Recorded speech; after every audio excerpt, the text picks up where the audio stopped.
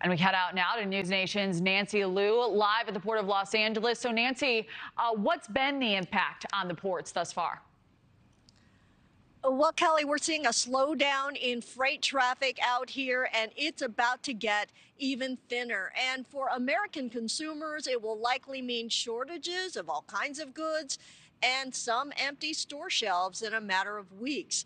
The import trickle is quite apparent here at the ports of Los Angeles and Long Beach, where about 40% of ships are usually from China. Freight bookings confirm the supply chain is about to shrink significantly.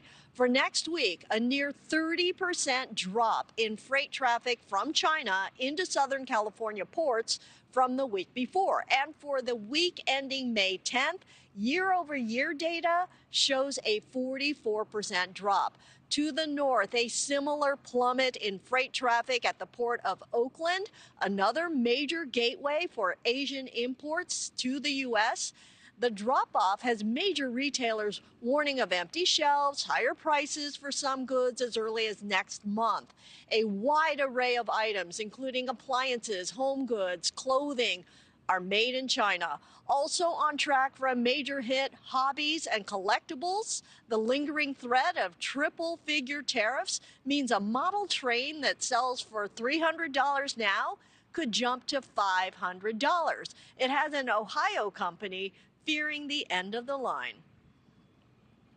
At 145%, there's no way we could absorb the tariff. You know, if we were at 20 or 25%, we could take on a good chunk of it, but this is way beyond that. So we're definitely going to have to pass those prices on to our customers. And the trade war could also mean less sparkle this 4th of July, since nearly all fireworks come from China. The National Fireworks Association warning of likely supply issues and higher costs for retailers and American consumers. Across America, it's an especially challenging time for small businesses, which account for 40% of all imports from China. Due to uncertainty, many cannot risk or afford placing any new orders. Kelly? Yeah, a lot of folks don't have the runway for all this. Nancy, far less freight arriving has this trickle-down effect that you outlined. How bad is it right now? How much worse could it get?